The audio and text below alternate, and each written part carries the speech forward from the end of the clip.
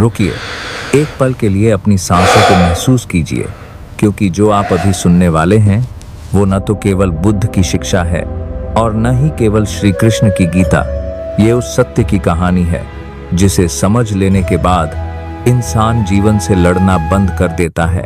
क्या आपने कभी सोचा है कि दो अलग अलग युगों में जन्मी दो महान आत्माएं जो कभी आमने सामने नहीं आईं, कभी एक दूसरे का नाम तक नहीं लिया, फिर भी उनकी मंजिल एक ही कैसे हो सकती है?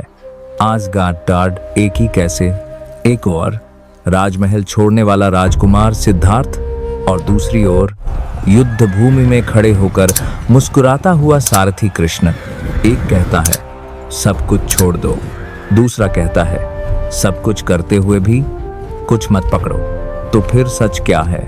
मोक्ष का रास्ता त्याग है या कर्म है, या फिर कुछ ऐसा जो हमें कभी बताया ही नहीं गया? आज की ये कहानी आपको सीधे जवाब नहीं देगी, बल्कि आपसे सवाल पूछेगी, और संभव है इस वीडियो के अंत तक आपका जीवन देखने का नजरिया बदल जाए। कहानी शुरू होती है एक साधारण इंसान से। उसका नाम था आरव। आरव कोई साधु नहीं था, कोई संत नहीं था। वो हमारी ही तरह था, जिम्मेदारियों से भरा हुआ, डर से घिरा हुआ और भीतर से पूरी तरह थका हुआ। वो काम करता था लेकिन मन कहीं और भटकता रहता था। परिवार था लेकिन शांति नहीं थी। हर रात सोने से पहले एक ही सवाल उसके सीने में उठता था, मैं इतना थक क्यों गया हूं, जबकि मैंने कोई गलत काम भी नहीं किया। एक दिन यूं ही इंटरनेट पर भटकते हुए उसकी नजर एक वीडियो पर पड़ी। शीर्षक था दुख का अंत कैसे हो। वीडियो में बुद्ध के शब्द थे, तृष्णा ही दुख का कारण है। आरव को लगा मानो किसी ने उसकी नस पकड़ ली हो। उसने खुद से कहा, शायद सच में मैं बहुत ज्यादा चाहता हूं। अगले कुछ हफ्तों तक उसने बुद्ध को पढ़ा, सुना और समझने की कोशिश की। त्याग, अनासक्ति, निर्वाण। उसे लगा शायद समाधान यही है, तो उसने छोड़ना शुरू किया। आकांक्षाएं छोड़ी, सपने छोड़े, यहां तक कि भावनाएं भी। लेकिन अजीब बात यह थी, दुख कम नहीं हुआ, बल्कि भीतर एक गहरा खालीपन पैदा हो गया। एक रात जब वो पूरी तरह टूट चुका था, तभी उसकी नजर पुरानी किताबों के ढेर पर पड़ी। गीता उसने यूं ही खोल ली और सामने आया वाक्य, कर्म किए जा, फल की चिंता मत कर। आरव चौंक गया। उसने सोचा ये तो बुद्ध की बात से उल्टा है। एक कहता है छोड़ो, दूसरा कहता है करो। तो फिर रास्ता कौन सा है? यहीं से असल यात्रा शुरू होती है। आरव ने धीरे धीरे समझा, बुद्ध कभी ये नहीं कहते कि कर्म मत करो, वो कहते हैं आसक्ति छोड़ो। और कृष्ण भी कभी ये नहीं कहते कि चाह मत रखो, वो कहते हैं अहंकार छोड़ो। बुद्ध दुख की जड़ बताते हैं, मैं चाहता हूं, और कृष्ण जड़ बताते हैं, मैं करता हूं। दोनों का इशारा एक ही भ्रम की ओर है।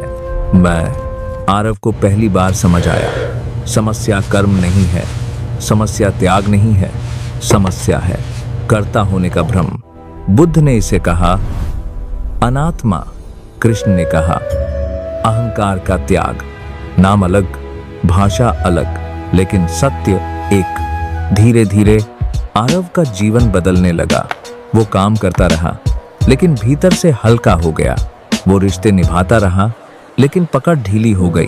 वो सफल भी हुआ और असफल भी, लेकिन पहली बार इन दोनों ने उसे तोड़ा नहीं। एक दिन उसने खुद से कहा, शायद मोक्ष कोई जगह नहीं है, शायद ये एक अवस्था है जहां बुद्ध और कृष्ण अलग नहीं बल्कि एक ही मौन में खड़े हैं। और आज अगर आप इस वीडियो को यहां तक देख रहे हैं तो संभव है आप भी उसी मोड़ पर खड़े हैं, जहां सवाल ये नहीं है कि बुद्ध सही है या कृष्ण। सवाल ये है, क्या आप अपने मैं को देखने के लिए तैयार हैं? क्योंकि जिस दिन वो मैं गिर गया, उसी दिन मोक्ष भी और निर्वाण भी आपके भीतर प्रकट हो जाएगा। आरव की यात्रा यही नहीं रुकी। अब उसके सामने जीवन के असली दृश्य आने लगे थे। सुबह वही दफ्तर, वही बॉस की आवाज, वही लक्ष्य, लेकिन भीतर कुछ बदल चुका था। पहले जहां हर काम बोझ लगता था, अब वही काम एक अभ्यास बन गया था। बुद्ध कहते हैं दुख तब पैदा होता है जब मन विरोध करता है, और कृष्ण कहते हैं योग तब है जब मन सम हो जाता है। आरव ने पहली बार समझा, समता का अर्थ भावनाहीन होना नहीं है। समता का अर्थ है जो हो रहा है उसे जैसा है वैसा देख पाना। एक दिन कंपनी का एक बड़ा प्रोजेक्ट फेल हो गया। पहले वाला आरव होता तो खुद को कोसता, रात रात भर जागता, लेकिन अब वो शांत बैठा रहा। दुख आया लेकिन उसने दुख से लड़ाई नहीं की। यहीं बुद्ध मुस्कुराए और यहीं कृष्ण ने रथ रोका, क्योंकि दोनों ने यही सिखाया था, जो है उसे स्वीकार करो पर उसमें डूबो मत। धीरे धीरे आरव ने रिश्तों में भी अपनी गलती देखी। वो चाहता था कि लोग उसके अनुसार बदलें। बुद्ध ने कहा अपेक्षा ही दुख है। कृष्ण ने कहा फल की इच्छा त्यागो। एक ही बात, दो अलग भाषाओं में। आरव ने अभ्यास शुरू किया, सुनने का, बिना ठीक किए, बिना बदलने की कोशिश किए, और चमत्कार ये हुआ, रिश्ते सुधरने लगे। क्योंकि जब पकड़ ढीली होती है तो प्रेम गहरा होता है। एक रात आरव ने खुद से पूछा, अगर सब कुछ क्षणिक है तो फिर जीने का अर्थ क्या है? यही बुद्ध का निर्वाण और कृष्ण का ब्रह्म ज्ञान एक हो जाते हैं। जीवन को पकड़ने के लिए नहीं, बल्कि देखने के लिए।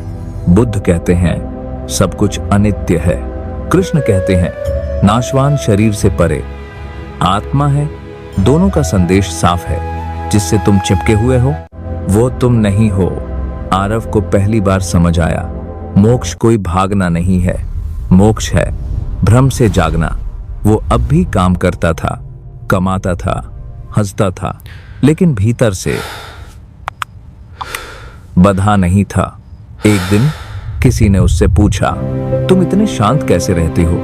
आरव मुस्कुराया और बोला, क्योंकि अब मैं जीवन से कुछ मांगता नहीं, मैं उसे जीता हूं।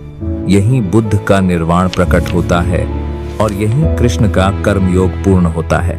दोनों कहते हैं जब चाह मिट जाती है तो भय भी मिट जाता है, और जहां भय नहीं वहीं स्वतंत्रता है।